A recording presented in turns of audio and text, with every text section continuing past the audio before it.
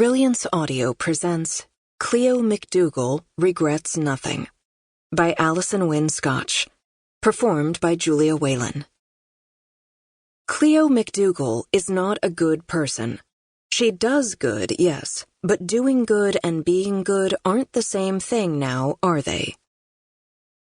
Cleo McDougal did not see the op-ed, or this opening line in said op-ed, on the homepage of Seattle Today until approximately 7:15 a.m., after she had completed her morning at-home boxing class, after she had showered and meticulously applied the day's makeup, a routine that she admitted was getting lengthier and more discouraging at 37, but Cleo McDougal had never been one to shy away from a challenge, and after she had roused her 14-year-old from his bed, which was likely her day's hardest ordeal.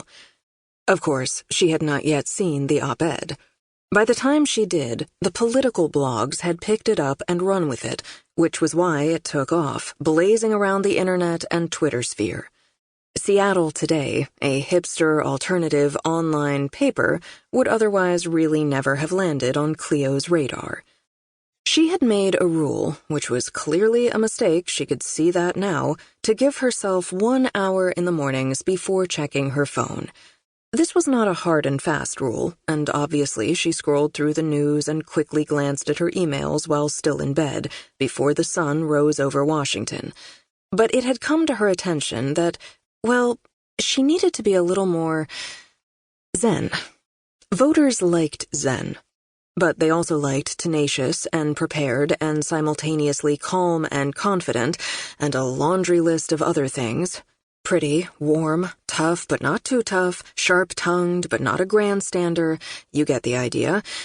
And so, when Gabrielle, her chief of staff, said that her own therapist advised taking 1 hour in the morning to unplug so that she absolutely did not completely lose her mind, Cleo thought it might not be a bad idea to test drive.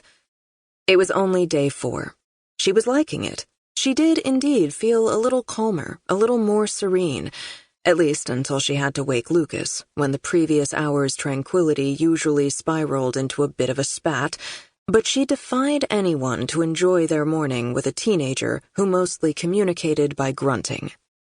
Surprisingly, Lucas was the one who saw the op-ed first.